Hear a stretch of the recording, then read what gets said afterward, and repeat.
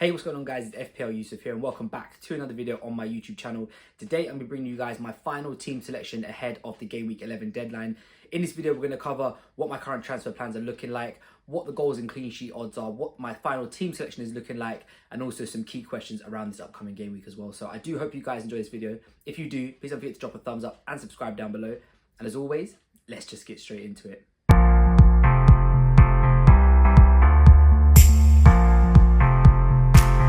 Okay, welcome back guys. Thank you so much for being here with me today on my YouTube channel for another video.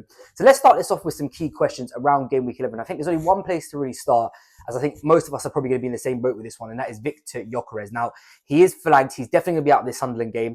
There is a lot of talk that he might not actually be back after the international break as was first expected. So I think a lot of us probably just assumed that he'd missed the Sunderland game, would have the 2 weeks international, and then he would hopefully, fingers crossed, be back for the Tottenham game. But at the time we record this, which is currently Friday morning, there's been a little bit of information coming out that it's actually maybe looking a little bit worse than what we originally anticipated. So I think the big question is, what do you do with him? I think the only option that we can really give on this is to sell him. Now, for me personally, I think Sunderland probably would be the last game that a lot of us would have held him for anyway.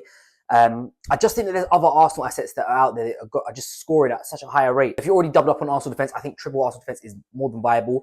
I also think Declan Rice is a viable pick. Leandro Trossard, somebody I'm going to talk about, I think he's a viable pick. So I think that there's room to explore other options in the Arsenal attack. And for me, Victor GYOKERES, he's a lot of money up front for somebody who's maybe not given the output that we expected. So I think as regards to him, I think it's a sell this week. Obviously, if you've got other fires that you need to put out on your team, and you don't mind just benching him for 1 week, maybe you could do that and just wait and see what the information we get from after the international break is. But I think just for the sheer money and the fact how expensive he is, I think it's time just to move him on.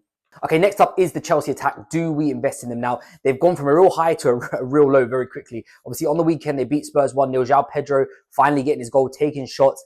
Everything was looking good.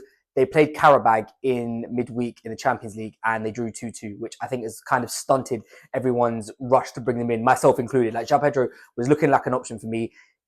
Then all of a sudden, he's just on a complete U-turn where he had no shots again. He got subbed early. Liam Delap's back. Cole Palmer's on his way back. So for me, I just think now I've gone from, it's crazy how FPL works, that you go from something on the weekend to sort of 3-4 days later to absolutely doing a complete U-turn on your thinking. But this is FPL, things change. So yeah, for me, if I'm looking to invest in Chelsea, it's definitely not the attack. Obviously, the two fixtures coming up, Wolves at home before the international break and Burnley away after the international break, are fantastic. But I would probably be just looking at, a Cucurella, a Chalobah, Robert Sanchez, Caicedo, Enzo maybe. But I probably wouldn't be looking to spend much more money on Chelsea's attack than that. So Ismail Assar, is he injured now? He came off last night quite early. He did get a brace in Crystal Palace's game against, I think it was Alkmaar. So he picked up a nice run of scoring form. I don't necessarily think it's going to be too bad. I think, obviously, this is why it's always good to hold your transfers, just to wait and see what happens, just to find out actually how fit he's going to be.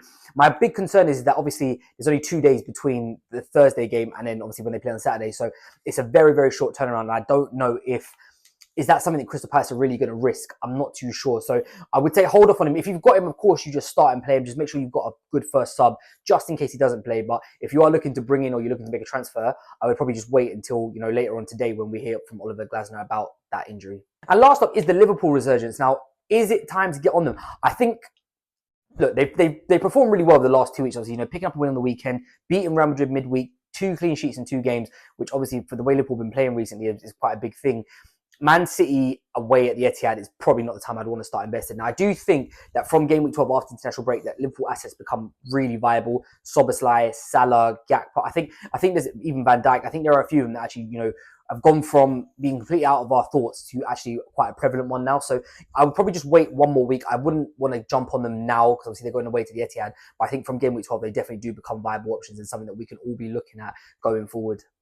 Right, so let's take a look at what I'm thinking about doing for my transfers this week. Now, I've considered everything from rolling to a -4/-8. So I'm trying to go through it all with you now. First up, of course, is the most obvious transfer that I need to make, and that is Victor GYOKERES. Now, there's 2 routes I can go down with this. Number one is just doing a simple swap, GYOKERES down to Mateta, free up a little bit of money. The other change is moving GYOKERES down to a Krupi Jr. or a Mark Guiu and just basically deaden that third striker spot. Now, the reason why I would do that is obviously Mo Salah from game week 12. Now, this is the big question I have to try and decide on this week, is that am I going to invest in Liverpool assets from game week 12? Obviously, I do have Cody Gakpo. I probably would look to sell him for Salah. That would probably be my route into Mo Salah, which it never feels good moving one asset from the same team to another. But obviously, Mo Salah is on penalties. He plays 90 minutes. He's going to start scoring at some point, and that run from game week 12 to game week 16 before he has AFCON is a very nice run. So it's something that I'm considering. So I think right now for the GYOKERES transfer, it's either an easy swap to Mateta, or I just downgrade him all the way to Krupi or Mark Guiu and completely dead end that third spot and wait till next week to invest that money. So that one I really haven't decided on, but I think GYOKERES will probably be leaving my team this week. I don't think I'm going to roll. There's a small chance, but I don't. We're going to get into that in my final team section, but you'll see why I'm not really a big advocate of rolling this week. Next up is the second transfer that I'm potentially thinking of making. That would be from -4. Now, obviously, if I do sell Victor GYOKERES, it does free up an Arsenal spot. So I've got a few things to think about. Is it going to be a third Arsenal defender, as in Calafiori or Timber? Do I just swap Donnarumma for David Raya? Donnarumma hasn't been that great. They've kept odd clean sheets here and there, which has been nice, but David Raya just every single week is just 6, 6, 6, 6, 6. So yeah, for me, that's something that I'm thinking about. But then obviously there are other Arsenal spots. Declan Rice, like I said, Leandro Trossard is somebody that I'm looking at. Mikel Merino is another one which I'm thinking about bringing in. If GYOKERES is prolonged out after the international break, Merino will be playing up front for Arsenal at 5.9 million as a starting Arsenal striker. There are definitely worse ways to invest in there. So there's a lot of thought around this third Arsenal spot if I do get rid of Victor GYOKERES. One of them, of course, like I said, is moving Donnarumma to David Raya. I'm never a big fan of moving a goalkeeper, especially for a -4. So I probably won't do that, but it's something that I am considering. And the other potential minus that I might make is also looking to move Tijani Reinders out. Now, for me, I know he got 2 assists in midweek in the Champions League for Man City, which is great, but I'm just not sure on his minutes. Obviously, Shirky's playing well. Phil Foden come off the back of that game with a brace. So for me, it's just something that I just kind of want to get off as quickly as I can. That is where the third Arsenal spot does become interesting, because obviously Declan Rice and Leandro Trossard are 2 players that I would be looking to replace Tijani Reinders with. He's at a very sort of awkward price point. Obviously, Ismail Assar is something that I am thinking about, but I don't want to stack my team with too many AFCON players, so that when I get to game week 16, they're all going to have to come out. Obviously, I've been looking at Bryan Mbeumo, Mo Salah, so there's a few of them in there that I've been thinking about. So for the time being, I think if I do move Tijani Reinders out, it probably will be to an Arsenal midfielder as my third spot, but that is subject to change. Right, so let's take a look at the goals and clean sheet odds. So first up, we'll start with the goals, and that is Chelsea leading the way at 2.21. Now, despite what I've said about João Pedro, and I know the stats on paper look great for Chelsea this week, I just can never trust Chelsea's attack. I think if I was going to get anyone, I think I'd probably be looking at Pedro Neto. He's been the most consistent one over the last few weeks in terms of Premier League and Chelsea's league form. Obviously, if Cole Palmer was there, it'd be a different story, but he's not, and I just can't trust João Pedro after seeing the game against Karabakh. He got brought off early. If Chelsea is sort of drawing 0-0 with Wolves by the 60th minute, he might be one of the people that come off for the likes of a Liam Delap and Esteval. So yeah, for me, Chelsea are top of this list, but I'm probably not going to have anyone involved in that attack, so to speak. Man City are surprisingly up next with almost 2 goals. Now, this is where the big debate comes about. Do you captain Erling Haaland this week? Now, Haaland's record against Liverpool isn't great. He's got 2 goals in 8 games, which on paper is not very good. However, he is in sensational scoring form at the moment. And I know Liverpool have kept back-to-back clean sheets, but Erling Haaland versus Liverpool's defence, if that was any other team other than the name Liverpool, we'd all be captaining this week. But it's just because of the fact that it's Liverpool. Obviously, they've got pedigree from previous seasons, the champions of last year. We almost expect them to turn up in this game. But Liverpool have shown us this season that just because, they should turn up in a game doesn't mean that they will. So that's a sort of deliberation. I think, obviously, Erling Haaland is the standout. Most of us, all, if not all of us, own him already. I don't think there's any really other options at Man City that you could sort of know that you could trust on. Maybe if you're looking for a differential, 1-week punt and you're going to wild card after the international break, maybe you could look at a Shirky, but I probably wouldn't be going for too many Man City assets against Liverpool and vice versa for Liverpool against Man City. And next up is Arsenal at 1.93. Of course, they are away to Sunderland. Now, this is where Mikel Merino and Leandro Trossard become very interesting to me. So, Trossard's minutes have been very, very good in the Premier League recently, and he has been doing very well. Obviously, Martinelli's out, which means he's going to be probably playing 90 minutes. Arsenal no fit strikers at the moment, which means Mikel Merino is going to probably be up front off the back of a brace. I do like both of them. I really do. I think it's very close to choose between which one you'd want. I think Trossard over the long term has probably got more security of minutes. The doubt around Mikel Merino is obviously, is Victor GYOKERES going to be back after the international break? So yeah, like I said, if you are looking for a 1-week punt, I probably would swerve towards Merino. He's cheaper. If you've got a wild card, then it doesn't really matter in game week 12. But if you are buying for a long-term hold, I think Trossard's probably the safer bet. But I think Merino has the highest ceiling. And sometimes for me, I'm more inclined to want to go for a player who's A, lower owned, but B, has got the higher ceiling as well. So yeah, I do like the Arsenal attack for this week, and I think that there definitely could be some points in this one. Right, so let's take a look at the defense, and of course, no doubt, no surprise there, Arsenal are top with 50%.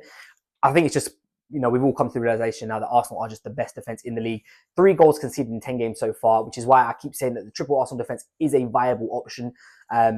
Obviously, Arsenal are going to concede at some point. They're going to concede 3 goals for the rest of the season. Something will happen at some point where, you know, they concede a penalty or they get deflected goals. Something's going to happen where they concede, right? And of course, it's going to be disappointing when that happens because we're all doubled up on Arsenal.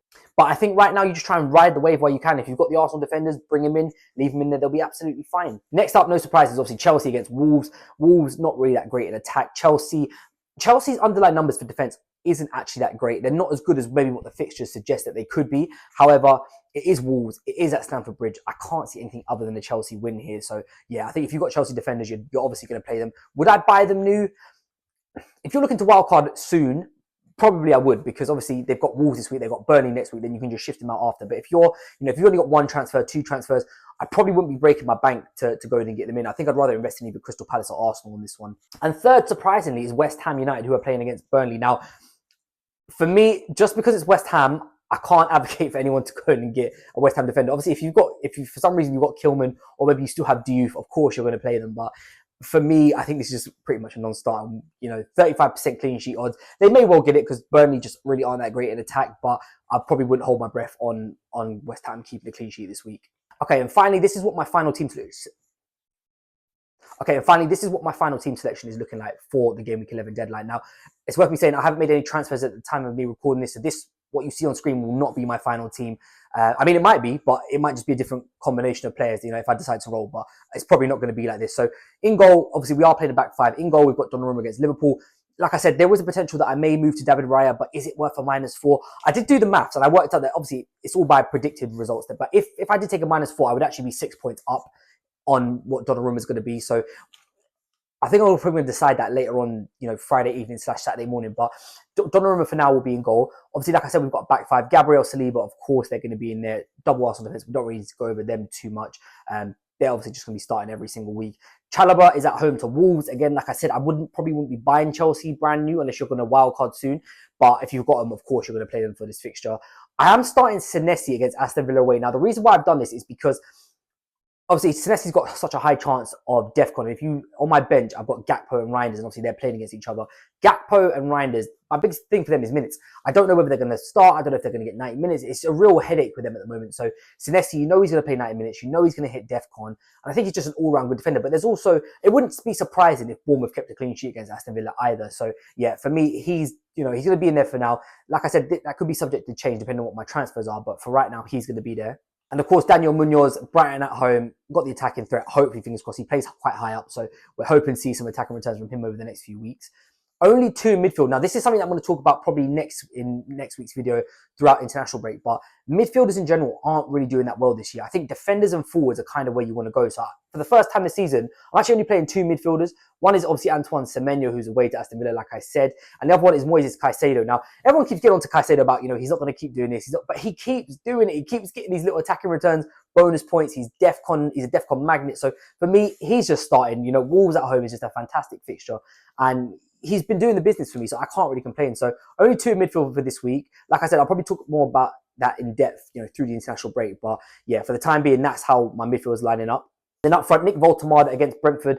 This is probably going to be my last game week with him. I've been a little bit disappointed recently with Voltemade. Maybe it was just a purple patch at the start of Newcastle. Hopefully, fingers crossed, now that Anthony Gordon's out. Not that we wish injury on anyone, but he should be on penalties. So fingers crossed he can actually get more than 45 minutes for this game week. Erling Haaland, of course, is going to be in there. Is he captaincy option this week? I think for a safe bet, yes, I would say in short sight, but I don't think it's necessarily a bad thing to go against him. Like I said, Liverpool, they've improved over the last 2 weeks, 2 back-to-back clean sheets, but also he hasn't got a good record against Liverpool. It's 2 goals in 8 games. So if there's any time you're going to back against Erling Haaland, it's probably this week. I think the biggest problem with this week going against him, though, is that who else is there to captaincy? Are you going to risk it on João Pedro? Probably not. Maybe you could take an outright shout at a complete differential like a Mikel Merino, which is something that I haven't ruled out, by the way. If I do bring him in, it's not something that I've actually just said, no, it's not going to happen. That could still potentially be a thing, but we're going to have to wait and see on that one. And then, of course, Victor Gyökeres is up front. Like I said, he will not be in my team come the deadline. It will either be I've transferred him out for somebody else, or I would have just started Gakpo or Reinders over him. So that's what my team selection is looking like for this week. Hopefully, fingers crossed, we can get some big points and really push ourselves up in towards that sort of top 500k rank. Okay, thank you guys so much for watching this video. If you have enjoyed it, please don't forget to drop a thumbs up and subscribe down below. Of course, this is our last game week before the international break, so we will have a few less videos next week. ready for the following week after when we get back into FPL. So if you guys got any questions about your team, about my team, about anything at all for this coming game week, remember the deadline is Saturday, so feel free to drop it in the comments down below, or alternatively you can find me on X. I'll leave a link to that in the description as well. But as always, thank you so much for watching this video, and thank you so much for your support on the recent weeks and the recent videos that I've uploaded. It really is appreciated, and I'm really grateful for it. So thank you all so much for that. I hope you guys have a great game week. I hope everything goes well. Like I said, if you've got any questions, feel free to drop it down below. But as always, I will catch you guys next time.